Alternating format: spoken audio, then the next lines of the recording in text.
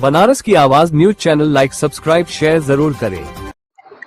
अस्सलाम वालेकुम, मेरा नाम है मकबूल अहमद और आप देख रहे हैं बनारस की आवाज न्यूज चैनल। आज हमारे साथ जुड़ चुके हैं समाजवादी पार्टी के वरिष्ठ नेता मिर्जा इरफान बेग साहब और आज उनके साथ बात करेंगे उनके आवास पर जो कि बिशेसरगंज में है। और बात ये भी करेंगे कि जिस तरह से बराबर भारतीय जनता पार्टी जब केंद्र में सत्ता में आती है और यूपी में सत्ता में आती है तो कई वादे करती है और 11 साल हो चुके हैं और 11 साल को लेकर प्रधानमंत्री जी बैठक भी कर रहे हैं और भारतीय जनता पार्टी मिठाइयां बांट रही है कि कह रही है 11 साल बेमिसाल। हम बात करेंगे मिर्जा इरफान बेग साहब से और जानेंगे कि 11 साल के कार्यकाल को आप किस तरह से देखते हैं। जिस तरह से जगह जगह बड़ी बड़ी होर्डिंग लगी थी, बहुत हुई महंगाई की मार, अब की बार भाजपा सरकार, बहुत हुआ महिलाओं पे अत्याचार, अब की बार भाजपा सरकार, तमाम तरह के वादे थे, 2 करोड़ नौकरियां देने का वादा था। कितना वादा सही इनका हुआ है? सबसे पहले तो मैं बताना चाह रहा हूँ कि भारतीय जनता पार्टी के लोग, उनके नेता और बड़े नेता जो केंद्र में है, प्रदेश में है, सब यही बोलते 11 साल बेमिसाल।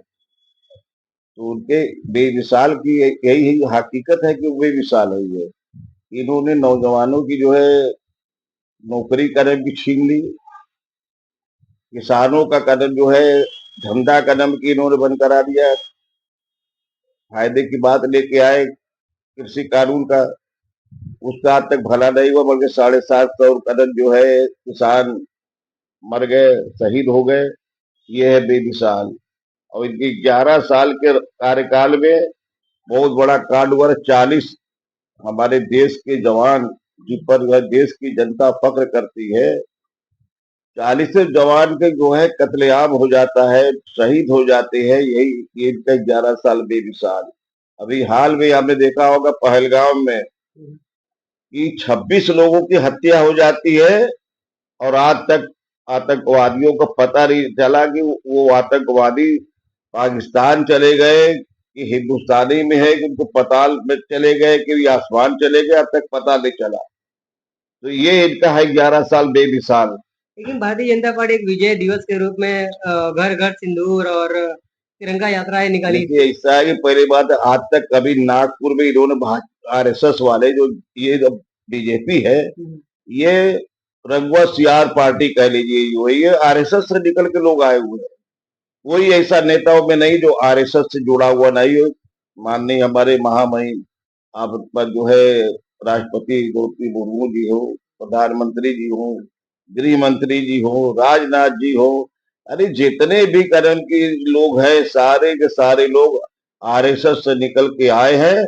और आरएसएस की अगर जानकारी करना है, इनकी उठा के किताब, इनका इतिहास पढ़ लीजिए कि अंग्रेजों के साथ कंधे से कंधा मिलाकर ये लोग हमेशा अंग्रेजों की मदद किए। एक भी आदमी इनको तिरंगा उठाने के, इनको तो हम समझते हैं कि इनको तिरंगा छूना ही नहीं चाहिए। जिनके हाथों से तिरंगा संभाला ना जाए, ऐसे नेताओं को संसद से निकाल के बाहर कर दिया जाना चाहिए जो है।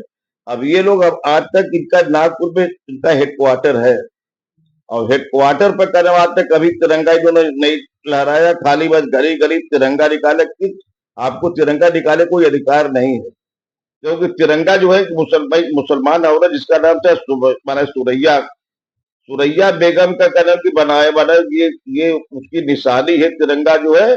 और आप मुसलमानों से भारतीय जनता पार्टी आरएसएस वाले इतनी नफरत करते हैं, तो झंडा के उद्देश्य की पहचान यहाँ अगर किसी ने दिया तो माइनॉरिटी के लोगों ने दिया है। आजादी की लड़ाई में जितने माइनॉरिटी के लोग शहीद हुए हैं, जितने उलमा यहाँ पे शहीद हुए हैं, आप जिसको अगर पता करना तो इतिहास उठा के देखे या तो चले जाए कदम के जो है दिल्ली के अंदर, सब आपको पता चल जाएगा जो है कि मुसलमानों ने देश के लिए क्या किया है। और ये लोग का जो 11 साल तक इनका जो एजेंडा चला है ना, ये खाली सिर्फ देश को इन्होंने बर्बाद किया है। महंगाई के सवाल पर ये लोग आए थे कि महंगाई बड़ी हुई, महंगाई की मार, अब की बार भाजपा सरकार। ये सरकार तो जब आई है, लोगों के चेहरे पर 12 बज गया। 11 साल के अंदर पूरे हिंदुस्तान के अंदर आप देखिएगा, गरीब तबके के लोग, आदिवासी है, ओबीसी है, माइनॉरिटी के लोग हैं, सारे लोगों के चेहरे पर 12 बजा हुआ महंगाई की मार ये झेल रहे हैं। इस वक्त इस 2014 में सत्ता इन्होंने संभाला था, उस वक्त गैस सिलेंडर की कीमत 375 रुपया थी, पेट्रोल का दाम 46 रुपया था, 46 या 51 रुपया इसे कदम की रहा, मुझे याद आता है। डीजल उससे भी कम था। तो आज क्या हिसाब है डीजल का, पेट्रोल का, जो है यही महंगाई है। कड़ुआ तेल का हिसाब था, आटा दाल चावल क्या कौन सा रेट में था, आज आसमान छू रहा है। किसान अपनी मांग के लेके जाता है तो पता लगा साल भर तक बैठे रह जाते हैं, शहीद हो जाते हैं, उनकी मांग नहीं की जाती है। और ये लोग वक्त पड़ता है तो किसानों की छाती में वोटर कार्ड रौंदने का काम करते, यही इनका 11 साल बेमिसाल है। लेकिन दूसरी तरफ भारतीय जनता पार्टी का कहना है कि चारों तरफा विकास हो रहा है, डेवलपमेंट हो रहा है। क्या हुआ, क्या डेवलपमेंट इन्होंने किया है? सड़क जो कांग्रेस के वक्त की बनाई हुई है उसको चौड़ा कर दिए तो डेवलपमेंट हो रहा है, विकास हो रहा है। अरे जब आप किसान के चेहरे पर मुस्कान आ जाए, नौजवान के चेहरे पर मुस्कान रहे, बुनकर के चेहरे पर मुस्कान हो, आदिवासी हो, मैसी के चेहरे पर मुस्कान हो, माइनॉरिटी के चेहरे पर मुस्कान हो, तब समझे आपका 11 साल बेमिसाल और अच्छा आपने काम किया, आपकी तारीफ होती। लेकिन आपने सिवाय जहां जहां डबल इंजन की सरकार है, डबल इंजन की सरकार ने लोगों को बर्बाद करने का काम किया है।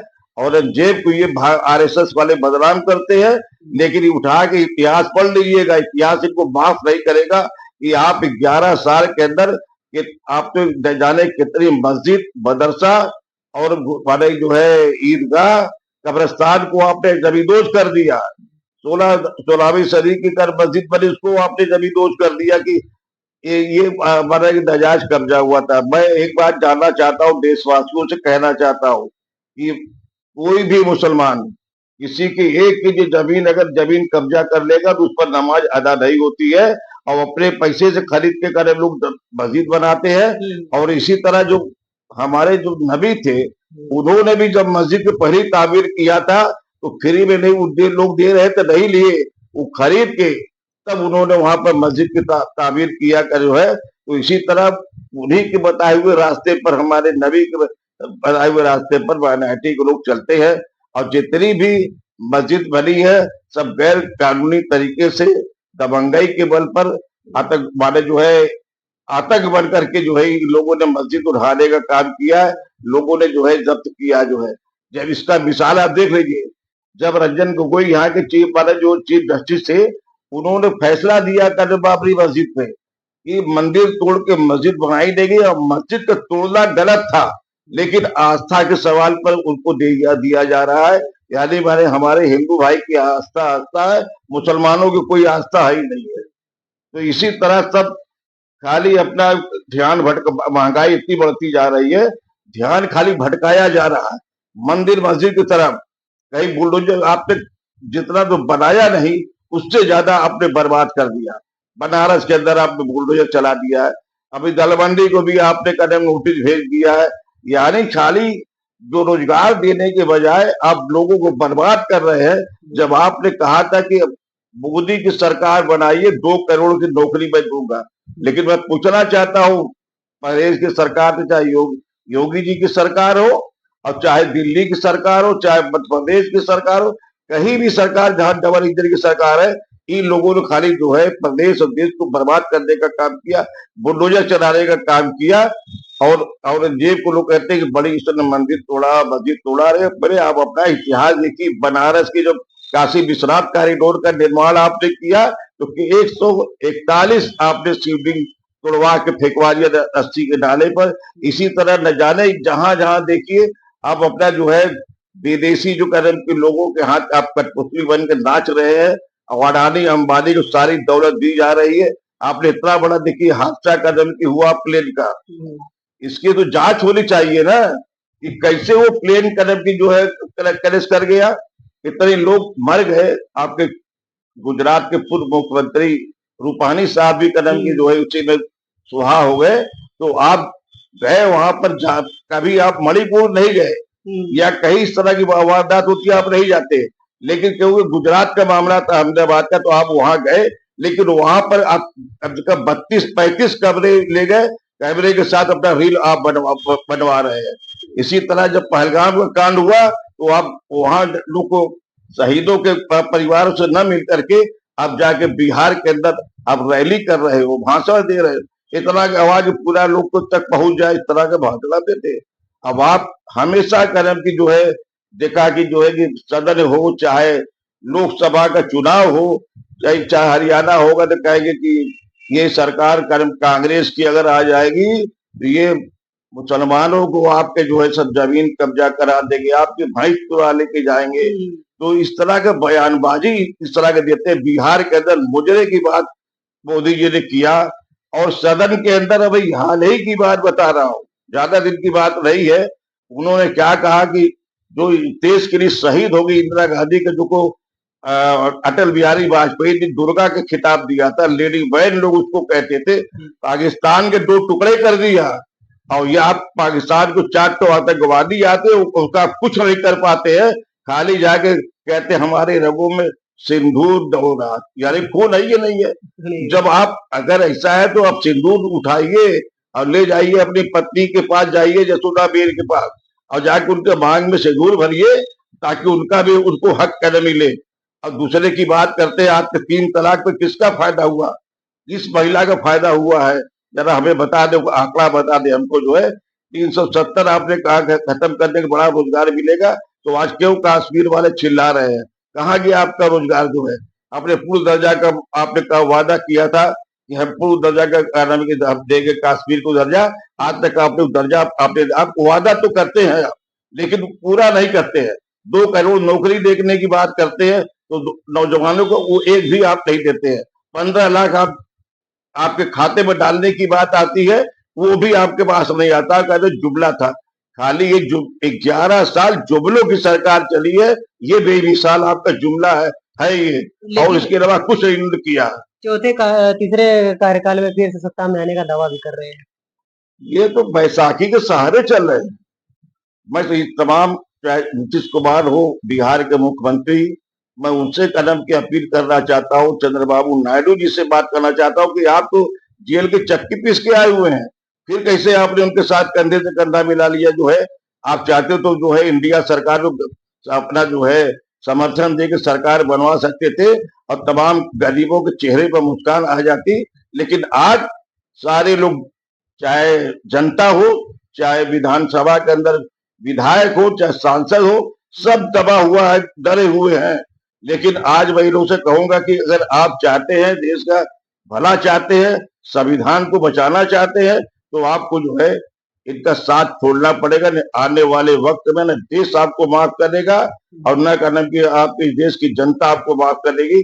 जैसा कार्य आप लोग मिलकर कर रहे हैं, तो मैं सब समझता हूँ कि अगर केंद्र की सरकार गुनहगार है, उससे बड़े गुनहगार चाहे जयंत चौधरी हो, चाहे नीतीश कुमार हो, चाहे चंद्रबाबू नायडू हो, चाहे ये चिराग पासवान हो, ये सबसे बड़े गुनहगार लोग हैं, क्योंकि ये लोग अल्प सरकार को बैसाखी सहारे अपना उल्लू सीधा करने के लिए कर रहे हैं।